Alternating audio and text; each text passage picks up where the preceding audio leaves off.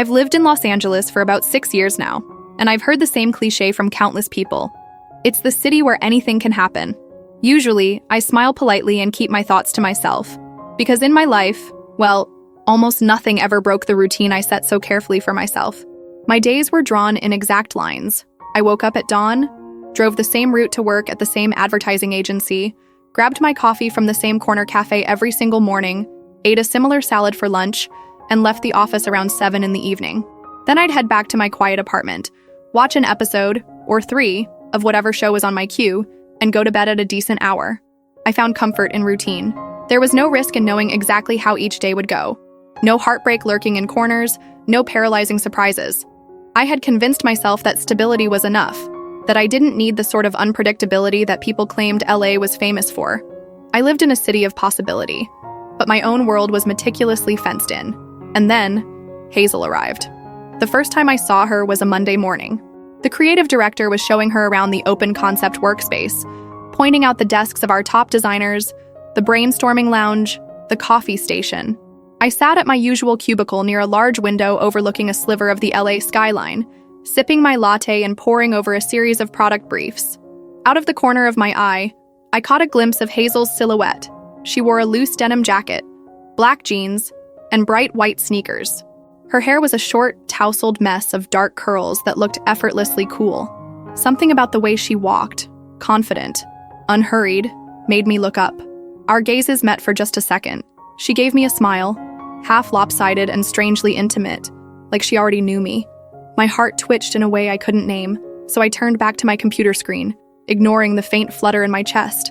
When she passed by again an hour later, I caught the scent of something fresh and citrusy. She introduced herself to a designer sitting across from me with an easy laugh, as if they were old friends. A gentle wave of envy washed over me. I'd worked at the agency for years, but I still couldn't approach new people with that kind of effortless warmth. I tried to shrug off the feeling. After all, I was the queen of my own carefully drawn boundaries. But something about Hazel, her bright presence, maybe, or the way she seemed immediately at home, began to knock quietly on the edges of my world. Over the next few weeks, I got used to seeing Hazel float around the office. She was our new designer, and people were already buzzing about her talent. I heard she'd come from a high-profile studio in Portland, designing album covers for indie bands, experimental art pieces, even entire brand packages for nonprofits. She spoke with an understated confidence, presenting color palettes and layout ideas as though they were the most natural thing in the world. We crossed paths in the corridors, in the break room, and once when we both arrived early on a Monday. She approached me by the coffee machine, her grin warm and open. "Hey," she said, grabbing a paper cup. "You're the account manager, right?" I nodded, startled she knew that. "One of them, yes. I handle a handful of our bigger campaigns, mostly consumer goods." She gave me an intrigued look. "I'm Hazel, just in case you didn't catch my name." I offered her my own, though I was sure she already knew. Our fingers brushed when she reached for a sugar packet near my hand, and my pulse fluttered. There was something in her gaze, an amused curiosity, as if she could sense how quickly I was rattled. From that day on, she'd pop by my desk with random questions, sometimes genuinely about a project, sometimes about lunch spots, or the best place in the office to take a break. Each encounter lasted only a few minutes, but they were enough to erode a bit of my usual reserve. Something about Hazel's presence made me relax. She never forced conversation, never probed deeper than necessary, and yet I found myself volunteering more about my life than I ever had with other coworkers. We started having lunch together at a cafe near the agency, an unpretentious place that served the best avocado toast I'd ever tasted.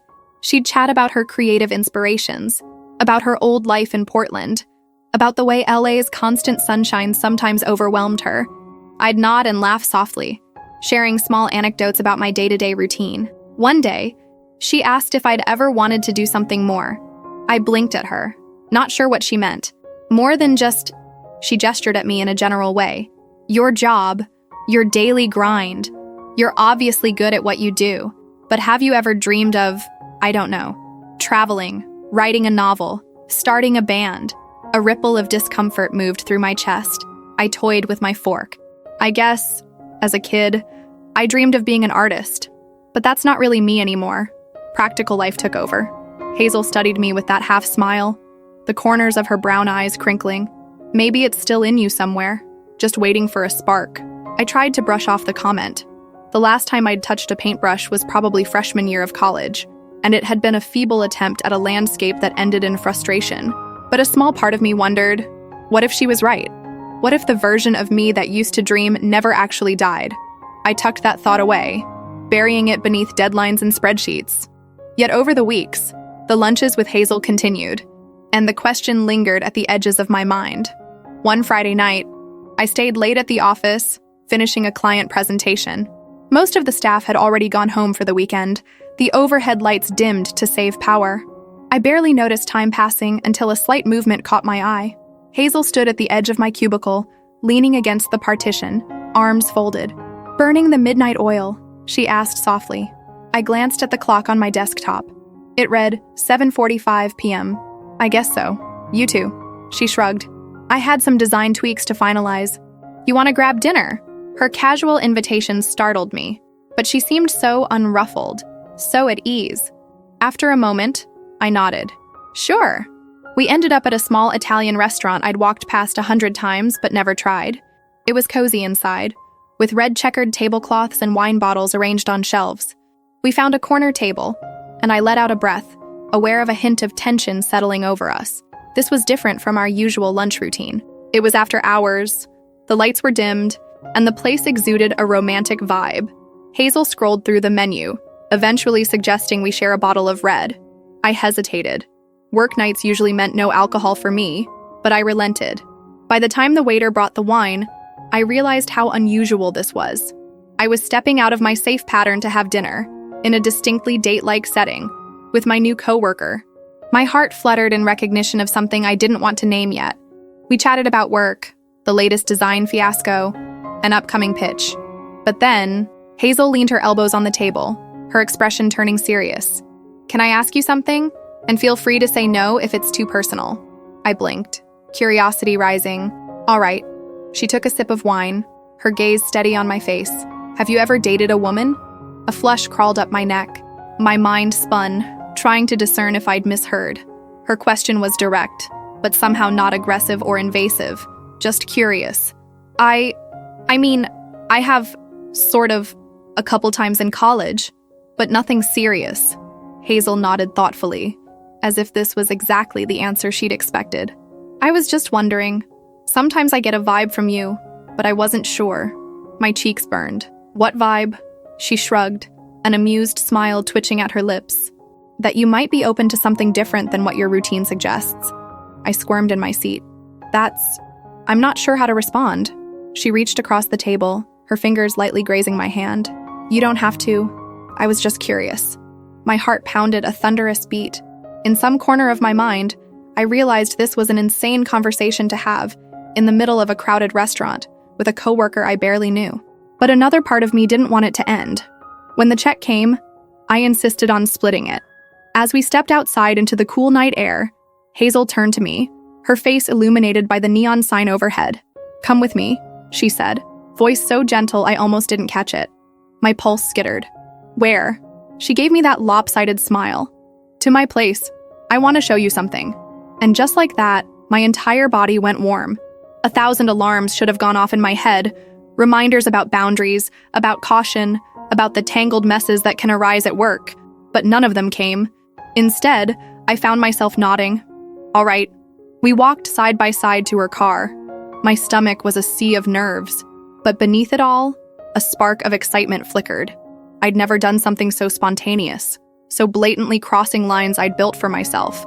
But something in Hazel's calm certainty told me it would be okay. The ride to her apartment was quiet.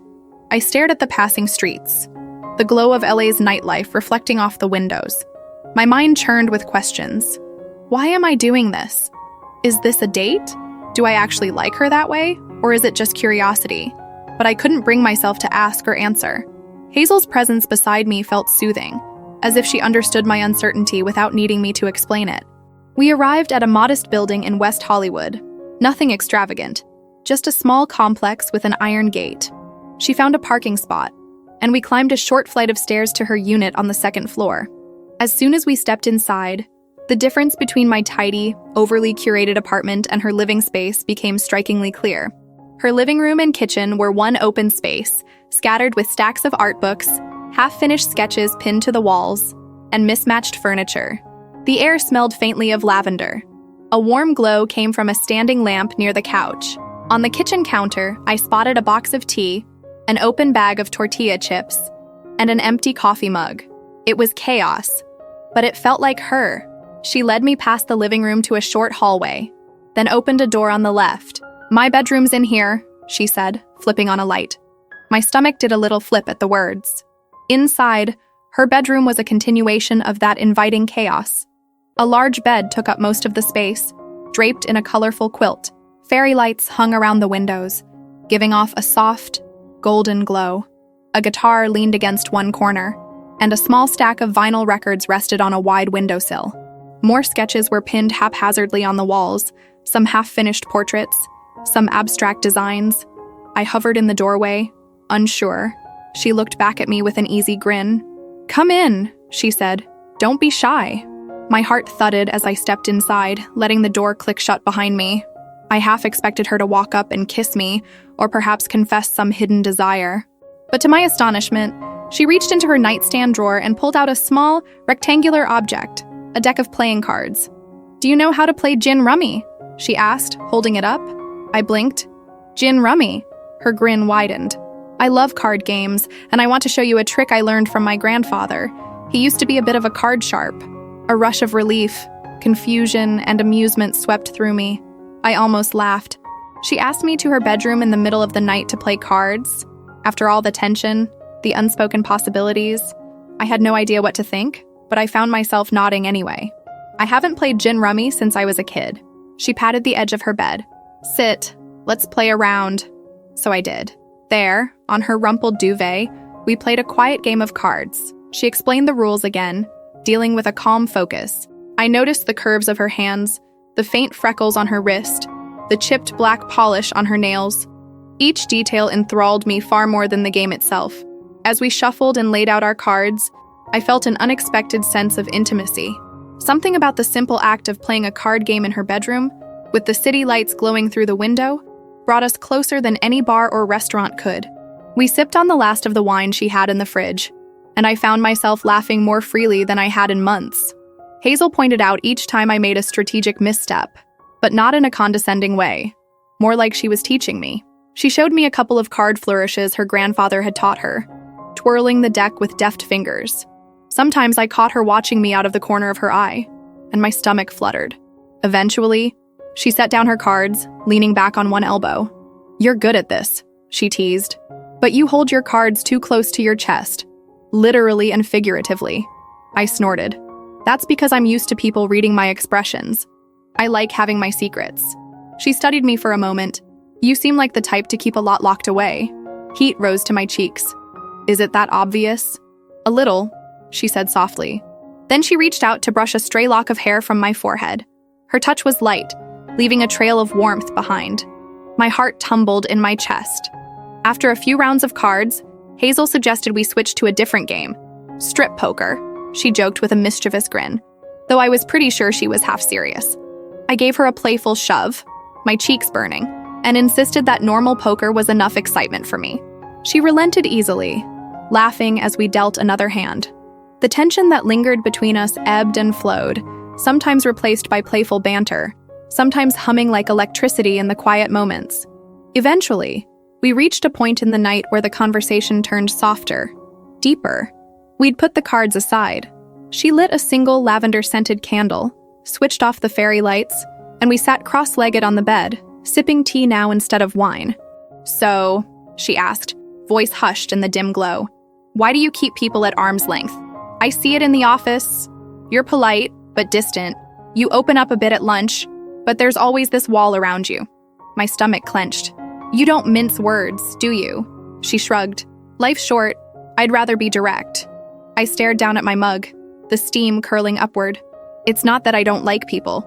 I just got used to not letting anyone in too far. I've had experiences, bad breakups, disappointments.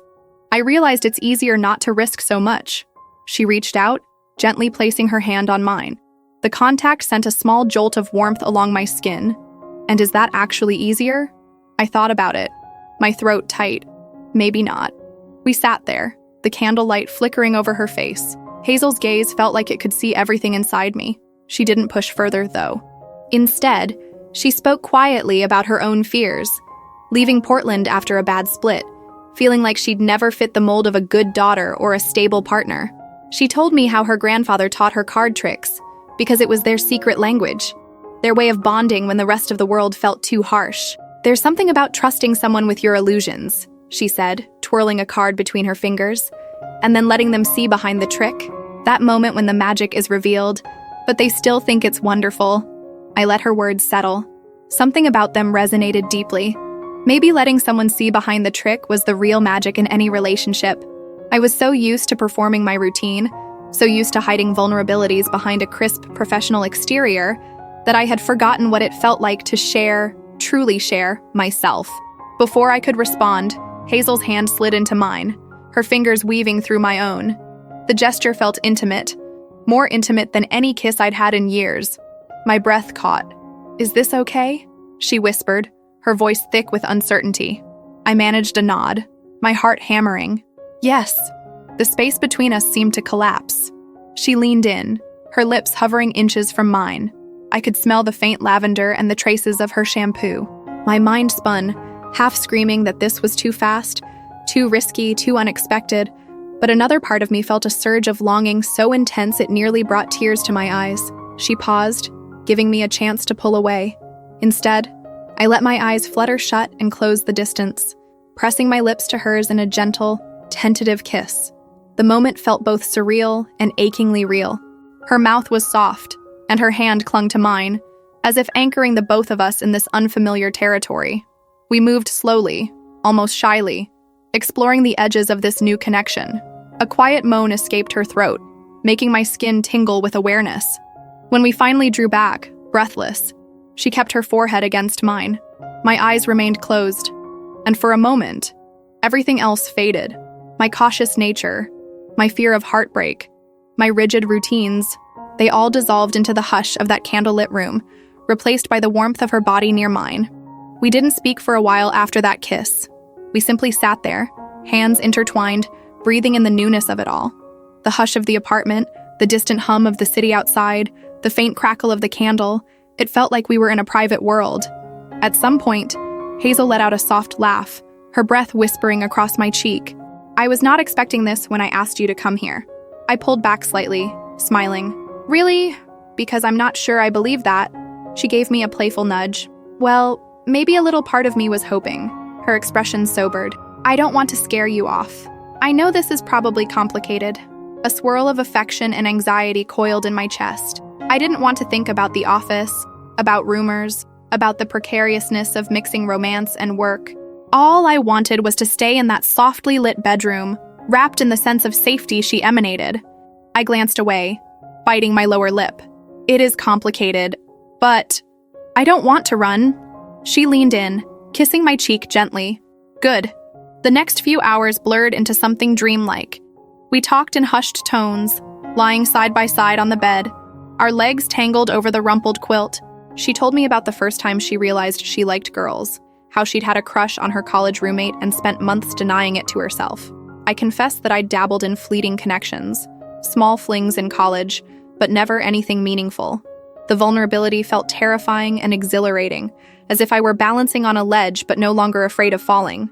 Eventually, exhaustion caught up with us. Hazel set the nearly burned-out candle on the windowsill, leaving the room illuminated only by the faint glow of the city outside. We curled under the quilt, and she tucked me against her side. I let myself drift, lulled by the rhythmic rise and fall of her breathing. I don't remember my dreams that night, but I do recall waking up, just for a moment, in the middle of the dark. Hazel's arm was wrapped around me, her face buried in my hair. A profound sense of calm washed over me, chasing away the usual anxieties that haunted my mind. In that silent space, I felt the presence of possibility, like a door had finally cracked open in my life. Sunlight streamed through Hazel's bedroom window the next morning, pale and gentle. I blinked, shifting under the covers. For a beat, I forgot where I was, and a flutter of anxiety hit my stomach. But then I felt the soft warmth of Hazel's body beside me. I turned my head, my gaze sweeping over her relaxed features. Her short curls stuck out in a messy halo on the pillow. She looked peaceful, lips parted slightly. Memory rushed in, the late-night conversations, the card game, the kiss. My heart fluttered again, this time with a rush of joy and a hint of trepidation. What happens now? I lay there, quietly watching the dust motes swirl in the shafts of sunlight. Despite the thousands of questions swirling in my mind, a strange sense of peace settled in my chest. I didn't feel the usual pressing urge to analyze every scenario. My walls, at least for the moment, were down. After a few minutes, Hazel stirred. She opened her eyes, squinting against the brightness. A soft smile tugged at her lips when she saw me watching. "Morning," she murmured. My cheeks warmed. "Morning," she exhaled, ruffling a hand through her curls. "Are you freaking out yet?" I laughed softly. "Maybe a little, but not as much as I thought I would be." She propped herself on an elbow, studying me with a drowsy gaze. "You're full of surprises." I shrugged, tracing a pattern on the quilt with my fingertip. "You kind of break down walls without asking permission."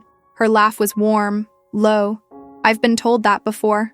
Silence draped over us, comfortable yet charged. Eventually, I gathered my courage. "So what does this mean?" She pursed her lips, considering. "I'm not sure. I like you. More than I expected, if I'm being honest. But we also work together, and we both know that can get messy." My stomach sank a little. I nodded. "Yeah, but," she continued, "I don't want to pretend this didn't happen. I'd rather figure it out, messy or not." My heart lifted. "Me too." She leaned in, pressing her lips to my forehead. A gentle affection radiated from that simple gesture, and I closed my eyes, soaking in the warmth. "No regrets," she whispered. I shook my head, voice soft. "None? You?" She smiled against my skin. "None." We eventually climbed out of bed, rummaging through her kitchen for some semblance of breakfast. She had a nearly empty fridge, so we made do with coffee and toast.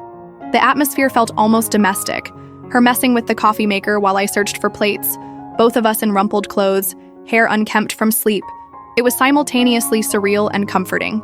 Reality began to intrude as we ate. We had weekend errands, personal plans, the knowledge that come Monday, we'd see each other at the office again. But instead of dread, I felt a cautious excitement. We'd crossed a line that changed everything, and though I was still worried about how it might unfold, the fear was tempered by hope. Before I left, Hazel walked me to the door, her fingers laced through mine. The morning sun lit the hallway, painting her skin in a golden hue. She lifted our joined hands, kissing the back of mine. A wave of tenderness washed over me. "I'll text you later," she said, a question in her eyes. "Please do," I replied, stepping close to give her one last gentle kiss. Her face broke into a smile that made my heart skip. With that, I slipped out the door, my mind buzzing with the realization that I was not the same person who'd walked into her apartment last night. Something had shifted, something big, unstoppable, and yes, a bit terrifying.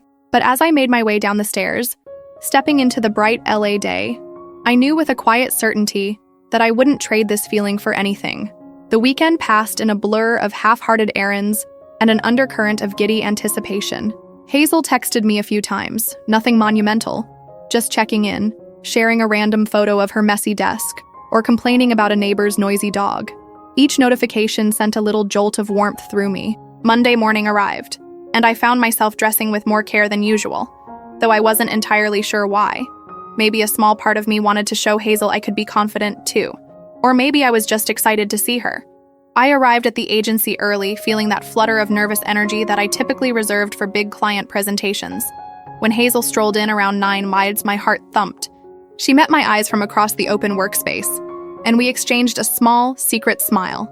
Neither of us rushed over, mindful of the watchful eyes of our coworkers, but that single moment of connection was enough to send a thrill through me. Over the day, we found excuses to cross paths, briefly comparing notes on a project, sneaking into the break room at the same time, sharing a quick lunch in the lounge. It wasn't overtly romantic.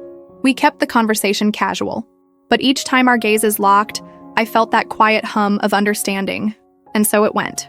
Day by day, we navigated the delicate line between personal and professional.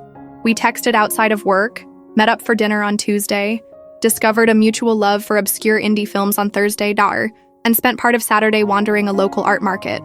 We talked about everything and nothing, our pasts, our future plans, though we both shied away from labeling anything just yet. What made us laugh, what made us cry. For the first time in my life, my routines shifted without me even resisting. I found I didn't mind giving up my usual solitary lunches in favor of spontaneous outings with Hazel. The old boundaries I'd guarded so fiercely began to feel unnecessary, even stifling. With every moment I spent in her company, I realized that life could be bigger, more colorful, more alive than I'd allowed it to be. Of course, doubts crept in. Sometimes, late at night, I'd lie awake thinking about what would happen if our relationship soured. Would it ruin my job? Would we become office gossip? But each time those worries surfaced, I remembered the feeling of her hand in mine, the look on her face when she whispered, "No regrets." And I found the courage to keep going. A month slipped by in a rush of stolen kisses after work, collaborative projects where we tried to act as if nothing was happening, and late-night phone calls that ended with me falling asleep to the sound of her soft laughter. My old life felt like a distant memory. Sure, I was still me, accountable, responsible, a lover of structure. But now there was a new dimension to it all, one filled with spontaneity and the acceptance that life could be both uncertain and beautiful. One Friday night, we found ourselves on Hazel's bed again, playing cards with an old deck she'd dug up from a box labeled Memories. It was battered, the edges worn soft, the back design faded. She said it belonged to her grandfather, the same one who'd taught her all those tricks. We sipped wine between rounds, sharing playful banter. At some point, Hazel set her cards down, focusing on me with an intensity that made my pulse jump. "You know something," she said. "I've had plenty of short-lived flings, but this feels different." My throat tightened. Different how? She hesitated, rubbing her thumb over the edge of a playing card. Like maybe it could be more. Like maybe I'm not just passing through your life, and you're not just passing through mine. My heart gave a little leap, but I also felt the stir of anxiety. "I feel that too," I managed softly. Her eyes searched mine. "Does it scare you?" I nodded, swallowing. "Yes, but not enough to walk away." She released a breath and a slow smile spread across her face. That's all I needed to hear. Hazel leaned in, resting her forehead against mine. For a moment, we simply breathed together, the air between us charged with an unspoken promise. Then, we let the cards tumble away, and we tumbled with them, losing ourselves in a soft, tender moment that left me certain I wanted her in my life, even if it meant venturing into unknown territory. So here I am now, months after that first surprising night in Hazel's bedroom, telling you this story. If you'd asked me back then whether I believed a single invitation, "Come with me, I want to show you something," could change my entire world, I would have laughed. I was too grounded in my routine, too loyal to the comfort of what I knew. But Hazel taught me that sometimes the simplest gestures can tear down walls you didn't even know you'd built. For me, it was an unexpected card game in her bedroom, a moment that was at once ordinary and unbelievably intimate. It was enough to unlock possibilities I'd never dared to contemplate. People always say that Los Angeles is a city of chaos and chance, a place where dreams tangle with reality. Maybe that's true, or maybe it's just a story we tell ourselves. All I know is that in the midst of this sprawling metropolis, I found a person who gently nudged me out of my comfort zone, someone who changed me in ways I'm still discovering. Hazel and I are still figuring out the details. We have our ups and downs, our office politics to navigate, our separate ambitions. But each day, I wake up grateful for the unexpected shift that led her into my life. And each night, when I fall asleep with the memory of her laughter in my ear, I remember that sometimes you have to risk everything if you want to truly live. What about you? Have you ever had a moment that changed everything, even if you didn't expect it?